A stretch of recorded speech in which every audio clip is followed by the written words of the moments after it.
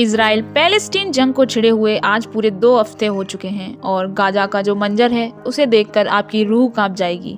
पहले गाजा के हॉस्पिटल पर बमबारी और उसके बाद चर्च पर। इजराइल इस युद्ध को रोकने के बारे में सोच भी नहीं रहा है। हमास हेल्थ मिनिस्ट्री के द्वारा बताए गए आंकड़ों के अनुसार अब तक 4137 लोग मारे जा चुके हैं और लगभग 13,162 लोग अस्पताल में जिंदगी और मौत के बीच लड़ रहे हैं, जिसमें से 16 लोग गाजा सिटी के ग्रीक ऑर्थोडॉक्स चर्च पर हुए हमले के दौरान मारे गए हैं। दूसरी ओर न्यूयॉर्क टाइम्स की एक रिपोर्ट के मुताबिक लगभग 500 लोग गाजा के हॉस्पिटल में हुए ब्लास्ट में मारे गए हैं। यह जंग 7 अक्टूबर को हमास के द्वारा इजराइल पर 5000 मिसाइल दागने के साथ शुरू हुई थी, जिसके जवाब में इजराइल ने फुल फ्लेज्ड वॉर कहते हुए लगातार गाजा में बमबारी कर रहा है।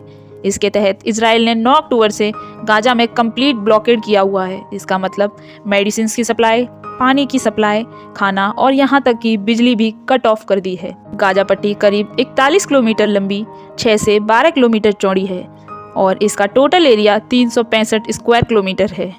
गाजा, जिसके एक तरफ मेडिटेरियन सी है, लगभग 51 किलोमीटर बॉर्डर इजराइल से लगता है और 11 किलोमीटर गाजा की रफा सिटी को इजिप्ट के सिनाई पेनिनसुला से जोड़ता है, जो गाजा के अंदर आने और जाने का इजराइल के अलावा केवल एकमात्र रास्ता है जिस पर इजराइल का पूरी तरह कंट्रोल नहीं है।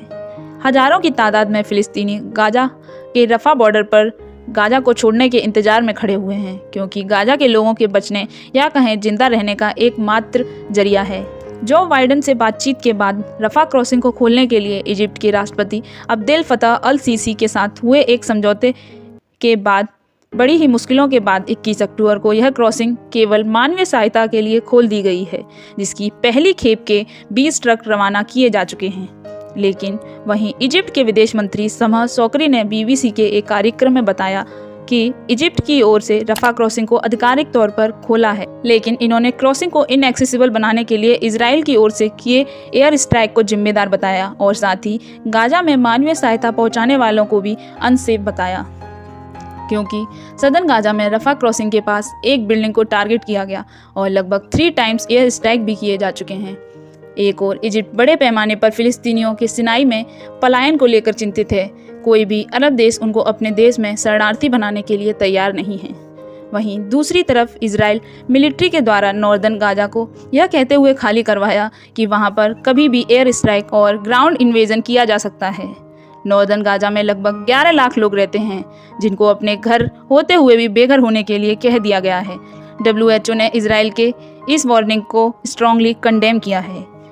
अब आप खुद सोचिए इन फिलिस्तीनियों पर क्या बीत रही होगी, जो कभी भी मारे जा सकते हैं या यूँ कहें अगले ही पल वह किसी अपने को मरता हुआ देख सकते हैं। इस समय गाजा की स्थिति किसी नरक से कम नहीं है।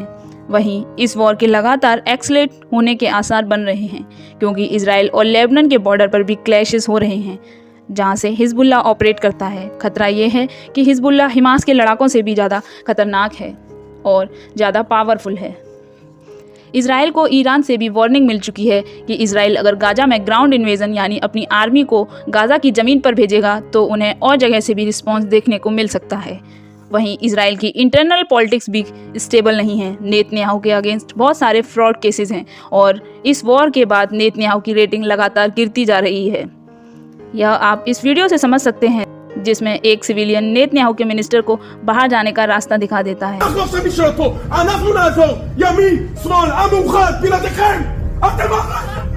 और अलग अलग कंट्रीज में नेतन्याहू के खिलाफ लोग सड़कों पर हैं तथा इजराइल में भी लोग नेतन्याहू की बर्बरता के खिलाफ प्रदर्शन कर रहे हैं। वीडियो अगर अच्छी लगी हो तो वीडियो को लाइक और चैनल को सब्सक्राइब करना ना भूलें। धन्यवाद।